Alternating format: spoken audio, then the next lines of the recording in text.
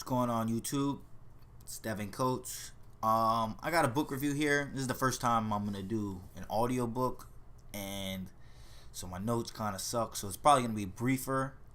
But I just decided to do this one. It's not really a self-development book, but it's The Truth by Neil Strauss. So anybody that read The Game, this is kind of like another book that he's written. The reason why I looked at it was because Neil Strauss, the Game was one of the first self-development books I ever read. This book is very similar. It's like his life and his experiences, and it takes place after The Game.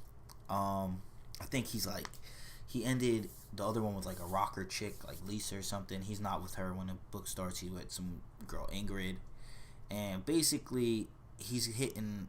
You could call it a midlife crisis, but I think he's in his 50s, so it was whatever crisis that is. He's friends with Rick Rubin, and he kind of talks about how basically he cheated on his girlfriend and he doesn't know what to do.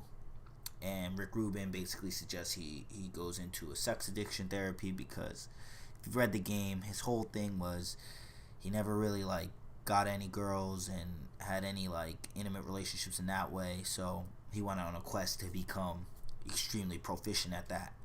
And Rick Rubin's you got what you wanted. He's extremely proficient at gaming girls and everything like that, but he still wasn't happy.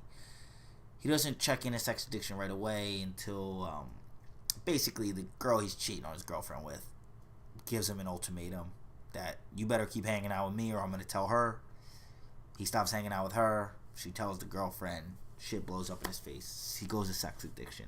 I like this book because it's classic Neil Strauss. He's trying to go against societal norms and different things. I don't want to give away the whole book because it's not really one of those it's not like he really gives you clear cut advice where you just take it. It's kind of a story. You got to just let it seep in and view how it can relate to you maybe.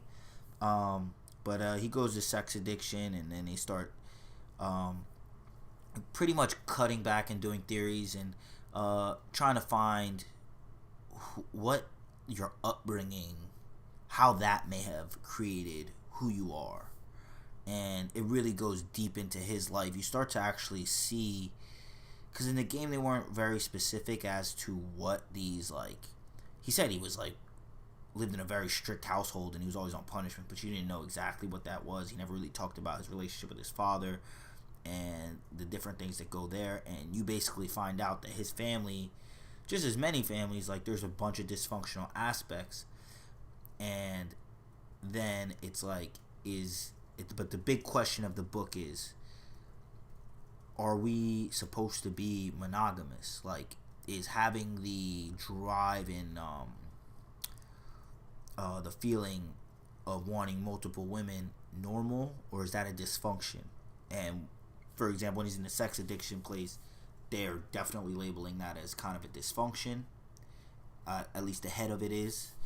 And it really goes into psychology, but I'll kind of tell different parts. There's a point where he kind of breaks away from the mainstream sex addiction therapy. He does stay in touch with one of the therapists that's more progressive minded, but basically, and then he goes all over the place. He goes from swingers to just polygamous get-togethers to trying to have a harem.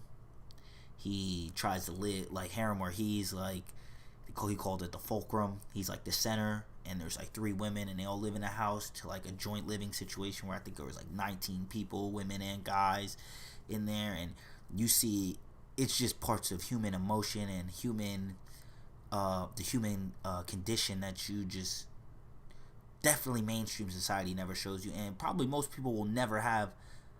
I don't know if you even call it a privilege, because this journey that he went on, when you hear it, is full of tons of pain. Tons of pleasure, but tons of pain too. So I don't know if it's the privilege, but just have the exposure to even hear any account of what happens when you're in situations where you don't, from mainstream society, it is pretty taboo to think that the person you're with, you're ever gonna witness them like with somebody else. And these swinger parties, these the harem, especially the joint living, the open relationship, he had a bunch of emotional things. And it's how like what is cheating, and it really goes really deep into relationships in a way that it just gave me a newfound perspective of what all this means. And I don't really want to give up like the ending of the story and how everything happens, but it's really like, what is happiness in a relationship? What drives people to act the way that they do act in a relationship? Do guys and girls have their own proclivities and particular inclinations to be?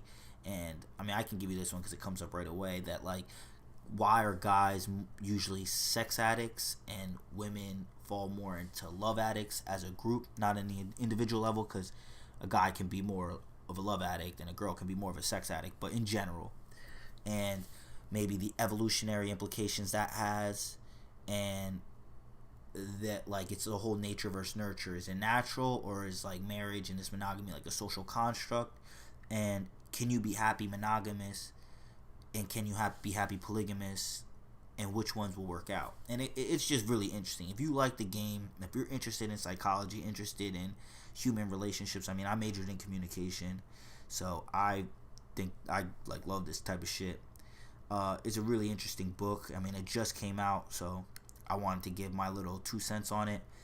I really liked it. I listened to it. It's pretty long. I think it's like 13 hours listening. I don't know how big the actual book is, but the dialogue's great. They have a few different actors in there to keep it busy, keep it interesting. But I mean, I would probably listen to it again, maybe at a quicker speed. But it was really enlightening, and I've always really liked Neil Strauss's ability to really get into the heads, get into the psychology, of the behavior and the patterns of thinking that go on in each person's head, and really dissecting it from that level. And as a writer, he's been writing for the Rolling Stone for so long, so he knows how to elocute himself in a very graceful manner, and it was just really interesting. I liked the book a lot. It gave me a lot of insights into what I may want in terms of relationships for myself, and the things that you'd have to go through if you want some of these alternate lifestyles. Like, it's not as beautiful and as great as you might fantasize it to be, because I'm going to tell you, when he gets to these different relationship things, the fantasy that might be in your head, especially for the guys, is like, that shit did not turn. It was, and he kept talking about it. He called it the forager's, I think it's the forager's dilemma. And it's that notion that like, you'll want something so bad, and then when you get it, it's like it has its own problems that you didn't foresee, and it's just not everything it cracked up to be. And I'm sure people felt that with accomplishments, probably with relationships in general. I know the first couple of times, for me, even when I had sex, I was like thinking in my head it was gonna be like, you're gonna feel this crazy fulfillment, and then it's like, it was just not what I thought it would be. Not necessarily good or bad, but it's just not what you thought it would be. And it really kind of goes through this paradigm of you could travel all around the world, but you will always be there. And it was kind of like he was going through all these different experiences, but he kept falling into the same pattern and the same feelings. And what was the true cause of that, and what is true happiness in a relationship? And I mean, I'll kind of end on that, because I really don't want to give away much of the book, but I wanted to give you, like, if you're thinking about it, different perspectives you might be thinking of what the book might be about. It's a great read or listen for what I listen to.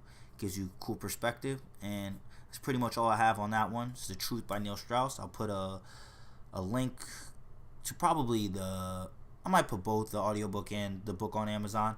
But yeah, I'll put the link in the description. Once again, this is Devin Coates. Thank you for listening. Thanks for tuning into the channel. If you like the content, click the subscribe button. Press the like button. If you didn't like it, press the dislike button. I would hope you could put some dialogue with that if you make a choice for any of these, just so I can get some feedback. Feedback is feedback, and I'm trying to make this better and better as I go along. All right. Peace out.